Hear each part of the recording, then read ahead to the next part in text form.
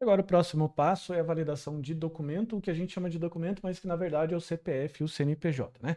Então agora a gente vai abrir mais uma chave, só lembrando que no atual momento o código que a gente está fazendo, nós estamos integrando full name, e-mail e mobile. Se a gente voltar aqui para o formulário, teríamos então o full name, e-mail, mobile. Se a gente descer um pouquinho mais, a gente vai ver que o documento ainda não está integrado. Então, não é só o fato da gente acrescentar a validação no esquema que está tudo resolvido. A gente precisa implementar ainda aqui o controller e tudo mais. Aquela parte anterior que estávamos falando em alguma aula atrás já continua, tá? Eu estou entendendo aqui que você já sacou essa questão. Então, vamos lá.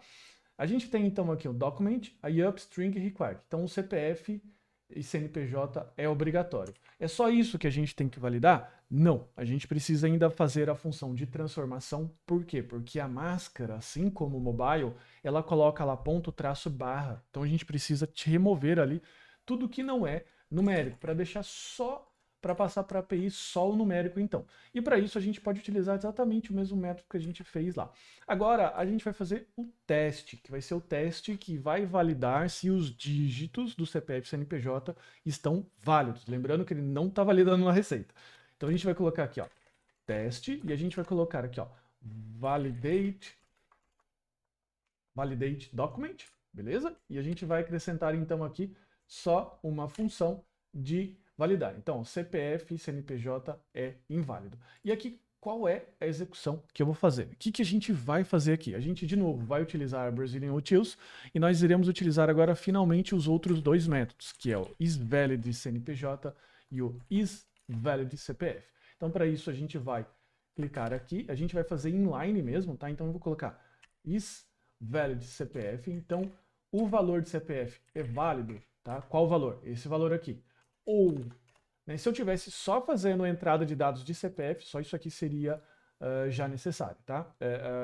Já seria o que daria para resolver. Então, vou colocar aqui, ó, is valid CNPJ, e aqui a gente vai fazer o valid. Então, basicamente, é esse o efeito que a gente coloca aqui, sobrando parênteses. Então, basicamente é isso. Então, eu tenho, ele é uma string requerido, transforma para apenas dígitos, antes de enviá-la para a API, e testa isso aqui para a gente, se ele for validado CPF ou se ele for validado CNPJ.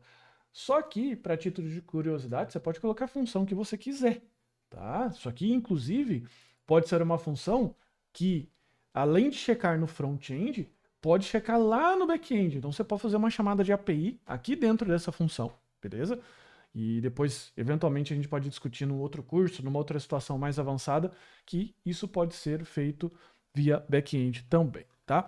Eu tenho aqui agora o document e agora a gente vai fazer o zip code. O que é zip code? Zip code é o CEP, né? Então a gente vai colocar aqui, ó, o zip code. Tinha um dado copiado aqui.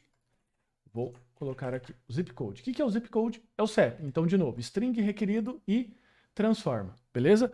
Eu agora tenho os outros campos de endereço. Quais são os outros campos de endereço? Rua, número, complemento, bairro, vizinhança, cidade e estado. Aqui não tem muito segredo, né? Por quê? Porque eu coloco se todos são strings e requeridos, com exceção do complemento, porque tem casas aí, lugares que não tem complementos, beleza?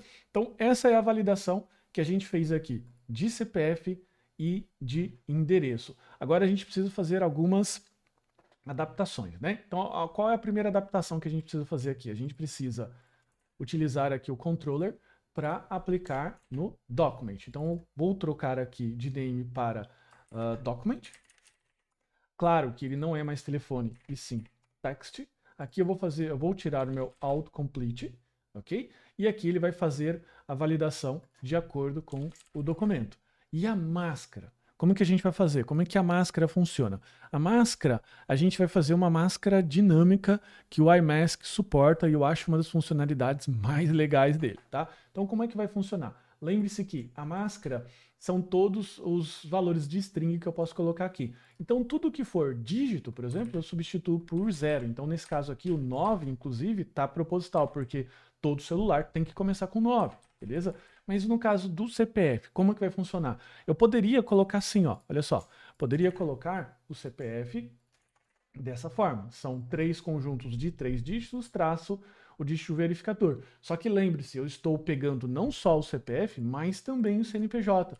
Então eu preciso ter uma máscara que a gente chama de máscara dinâmica. Ora ela é para um, ora ela é para outro, ok? E como é que funciona essa máscara dinâmica? A gente tem que colocar aqui, no caso, um array que vai conter dois objetos, ok? Qual é o primeiro objeto? O primeiro objeto é um objeto que tem a máscara de CPF. E qual que vai ser a identificação dele? A identificação dele vai ser quando ele tiver um tamanho máximo de 11 caracteres, beleza? Então, se ele estiver de 0 a 11, ou de 1 a 11, ele vai utilizar essa máscara. Se não, ele utiliza essa, porque daí ele já supõe que partiu de 11, só pode ser um CNPJ que tem ali, eu acho que é 14 caracteres, ou alguma coisa desse tipo. Tá? Então vamos dar aqui uma verificada. Então se eu colocar aqui, digitar, vamos pegar aqui o gerador de pessoas do ForDevs e vamos utilizar aqui o CPF, tá? Eu vou colocar aqui, ó, vamos digitar qualquer um, porque a gente não está, inclusive, validando, né? Vou colocar isso aqui, ó. Então veja que ele está no CPF. A partir do 11, ele já entende que é um CNPJ, beleza? Então essa iMask é muito legal, beleza? Ainda nós iremos fazer uma validação, então veja que aqui ele está falando o celular inválido. Por quê? Porque a gente tem aqui, ó, eventualmente, um document que ele está olhando para o errors mobile. Vamos só corrigir, né? Não fica difícil. Então, se eu clicar aqui em pagar, ele está falando, ó, CPF e CNPJ, ele é inválido. Se eu copiar que o ForDevs gerou para a gente, lembrando que o ForDevs só gera para efeito de validação, tá? Ele vai falar que isso aqui passou. Se eu alterar o dígito, ele vai falar que está errado. Mas se eu colocar o dígito anterior, ele vai falar que passou, beleza? Então, essas são as validações que a gente incorporou aqui de CNPJ. E como é que vai funcionar agora o CEP? O CEP é muito parecido com o que a gente já fez anteriormente, inclusive para o mobile, tá? Então, a gente vai colocar aqui o CEP, e o CEP ele vai ter essa máscara aqui, que é uma máscara simples, né? É a máscara só do CEP brasileiro. Então, aqui eu vou colocar, nesse caso, type text, ID, zip code, autocomplete, vou tirar ele daqui, porque não tem mais serventia. Vou colocar aqui então zip code, beleza? Lembrando que você viu que eu fiquei um pouco pensativo. Pensei assim, será que é com C minúsculo ou C maiúsculo? Por quê? Porque ele segue o que está aqui, beleza? E ele é camel case, então ele é sensitivo de valores, beleza? Ele passou aqui e está funcionando bem. Então veja aqui, ó, input mask, text, zip code e essa máscara. A gente ainda incluiu, faltou só o style, que eu tinha aqui, e obviamente corrigir, zip code. Aqui, então obviamente fazer uma correção. Então, vamos lá. Então eu tirei aqui CEP, zip code. Tem que colocar zip code aqui também no label. Aqui eu vou ajustar o style, que no caso é para o iMask. Beleza? Pronto, tá fechado. É isso daqui. Agora, nós vamos acrescentar isso para o endereço. E aqui eu vou deixar o quê? Street. Só verificando. Street. Beleza? Vou tirar o valor anterior. Nesse caso aqui, o street, ele não é um campo que possui máscaras, então eu copiei de um cara que não foi muito legal, por assim dizer, tá? Eu vou incluir aqui. Aqui eu até posso colocar e-mail, tá? Veja que aqui no campo e-mail estava como text. Adicionei o type e-mail e agora eu vou colocar aqui o nosso input type text. E aqui eu vou colocar street e aqui sem autocomplete. Beleza? Então veja que ele já ajustou esse padrão aqui pra gente. Então eu tenho o endereço, que é o street. Esse campo input eu posso remover. Beleza? Então ficou street, street, street e os campos de erro. Vamos para o próximo. Como eu disse, fazer essa parte de validação é chatinha mesmo. Então fique tranquilo, porque você vai ter que fazer isso todas as vezes. Não sei se você fica triste ou alegre, né? Então, vamos lá. tudo que for street agora, eu converto para number. E lembre-se, não adianta chegar aqui e colocar tipo number, tá? Por quê? Porque número aqui é número de casa. E tem casa que tem 22A, 22B, casa do fundo 1. Então tem que ser tipo string mesmo. Ok? Aqui ainda nós iremos colocar o complemento.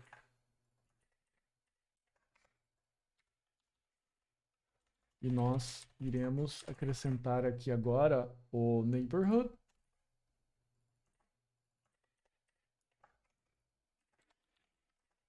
Beleza? A cidade. E a gente já vai chegar no select de estados. Vou colocar aqui. Agora o select de estados. Como é que funciona esse carinha aqui? Esse carinha também não tem muito segredo, tá? Só que em vez de você colocar ele no option, você tem que colocar ele no select. Tá vendo? Então eu vou apagar o anterior aqui e colocar o meu. Então veja aqui, ficou o controller state, control, field, você vai colocar o field aqui. Ok? Os options continuam os mesmos. Beleza? Vou só diminuir ele um pouquinho de tamanho, que as coisas estão ficando grandes aqui. Então veja que eu tenho agora todos os campos necessários. Faltou a gente só acrescentar aqui, debaixo do controller, o